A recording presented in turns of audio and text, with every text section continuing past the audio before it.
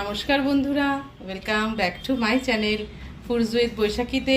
আমি বৈশাখী। আজকে আপনাদের জন্য আরেকটা নতুন ভিডিও নিয়ে আসছি। তো দেখুন, এখানে আমি ট্যাংরা মাছ রেখেছি। ট্যাংরা মাছগুলো কীরকম জ্যান্ত দেখুন। তো আজকে আমি ট্যাংরা মাছ দিয়ে একটা রেসিপি বানাবো, যেটা হচ্ছে ট্যাংরা মাছের ঝাল। তো সেই ট্যাংরা মাছের ঝাল রেসিপিটা আজকে আপনাদের সঙ্গে শেয়ার করব, কিভাবে আমি ট্যাংরা মাছের ঝালটা বানাই। তো দেখুন, আমি ট্যাংরা মাছ আজকে আমি ট্যাংরা মাছের ধনিয়া ট্যাংরা তেল ঝাল বানাবো। তো এখানে ট্যাংরা মাছকে আমি ভালোভাবে ধুয়ে কেটে পরিষ্কার করে নিয়েছি। এবার আমি ট্যাংরা মাছের মধ্যে নুন হলুদ মাখিয়ে নেব। নুন হলুদ মাখিয়ে ট্যাংরা মাছগুলোকে কিন্তু আমি খুব ফ্রাই করব না, হালকা করে ফ্রাই করে নেব। নুন হলুদ দিয়ে নিয়েছি। এখানে আমি প্রায় 1.5 চামচ লবণ দিয়েছি আর 1/2 চামচ হলুদ দিয়েছি। এবার মাছগুলোকে ভালো করে মাখিয়ে নেব। মাছ কিন্তু আমার ফ্রাই হয়ে গেছে। এইভাবে আমি হালকা ভেজে নিয়েছি। এবার আমি মাছগুলোকে তুলে ফেলব। তো আজকে আমার ধনিয়ার যে ট্যাংরা মাছ, সেটা করতে আমার যেই ইনগ্রেডিয়েন্টসগুলো লাগছে, এখানে আমি দেখুন, আমি এখানে পেঁয়াজ নিয়ে নিয়েছি 4টে ছোটো মিডিয়াম সাইজের পেঁয়াজকে আমি এরকমভাবে গ্রেট করে নিয়েছি। আমি এখানে আদা রসুন বাটা নিয়েছি। এখানে রসুন বাটা একটু বেশি নিয়েছি, 1 চামচ, আর 1/2 চামচ নিয়েছি আমি এখানে আদা বাটা। আর একটা টমেটোকে আমি এভাবে গ্রেট করে নিয়েছি। আর ধনেপাতা এখানে আমি এরকম কুচিয়ে নিয়েছি। আর কাঁচা লঙ্কাকে মাঝখান থেকে চিড়ে নিয়েছি। আর যে শুকনো আমার মশলা লাগছে, সেখানে হচ্ছে এখানে আমার জিরে গুঁড়ো আছে 1 চামচ, আর লঙ্কার গুঁড়ো এখানে আমার 1/2 চামচ আছে, হলুদ গুঁড়ো 1/2 চামচ, আর নুন টেস্ট অনুযায়ী। আর এখানে কালো জিরা আমি ফোড়নের জন্য রেখেছি। তো এখানে আমার মাছ তো প্রায় ফ্রাই হয়েই গেছে। এবার মাছগুলোকে তুলে আমি এবার মশলা দিয়ে দেব। ওই তেলেই আমি কালো জিরা ফোড়ন দিয়ে দিলাম। এখানে কিন্তু আমি সাদা জিরা দিইনি, তেলের মধ্যে আমি কালো জিরা ফোড়ন দিয়ে দিলাম। কালো জিরা ফোড়ন দিয়ে এবার তেলে আমি পেঁয়াজ বাটাটা দিয়ে দেবো।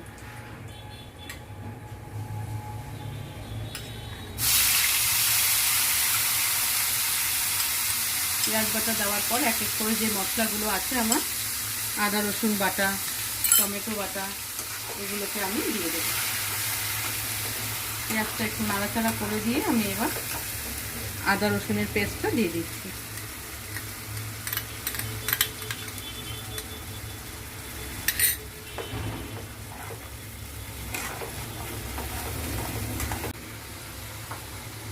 টমেটো পিউরিটা দিয়ে দিচ্ছি।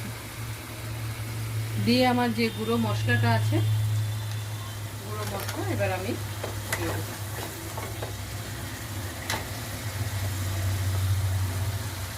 এবার গুঁড়ো মশলা দিয়ে খুব ভালো করে আমি কষাবো। একটু এর মধ্যে জল দিয়ে দেবো যাতে মশলাটা পুড়ে না যায়।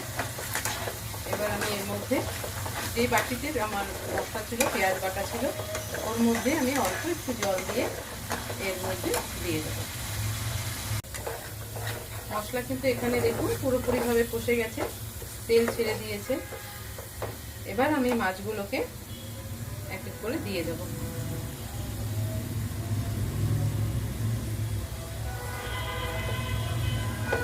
মাছগুলোকে খুব আলতো করে এই মশলার সাথে আমি মাখিয়ে নিয়ে খুব সামান্য জল দিয়ে দেব, কারণ মশলাটা গামাখা আজকে হবে, সেই জন্য খুব আমি জল দেব না। হালকা করে অল্প একটু জল দিয়ে এর মধ্যে একটু জল দিয়ে দিচ্ছি। দেখুন, মশলাটা আমি কষাচ্ছি। এখনো আমার প্রায় 5 মিনিটের মতো আরও কষাতে হবে। এখন অবধি তেল ছাড়েনি। তো আমি কাঁচা লঙ্কা দিয়ে দিয়েছি। এবার কষানোর সময়ও আমি একটু ধনেপাতা ছড়িয়ে দেব। নামানোর সময় দেব, আর এখন একবার দিয়ে দেব। এতে কী হবে, কষানোর সময় ধনেপাতার ফ্লেভারটা খুব ভালো যায়। নামানোর সময় একটু দিয়ে দেবো, এখন কষানোর সময় ধনেপাতা দিয়ে খুব ভালোভাবে আমি কষাবো। দেখুন, মাছ কিন্তু আমার হয়ে গেছে। এবার আমি নামানোর আগে ধনেপাতাটা উপর থেকে ছড়িয়ে দিচ্ছি।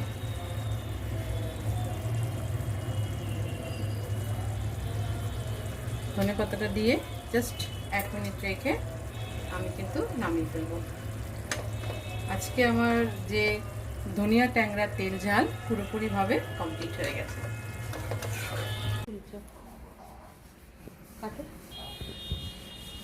তো দেখুন বন্ধুরা, আজকে আমার যে ধনিয়া ট্যাংরার তেল ঝাল পুরোপুরিভাবে কমপ্লিট হয়ে গেছে। তো রেসিপিটা আপনাদের সঙ্গে শেয়ার করলাম। ভালো লাগলে কমেন্ট বক্সে অবশ্যই জানাবেন, আর ফুডস উইথ বৈশাখী চ্যানেলটা লাইক করবেন, সাবস্ক্রাইব করবেন।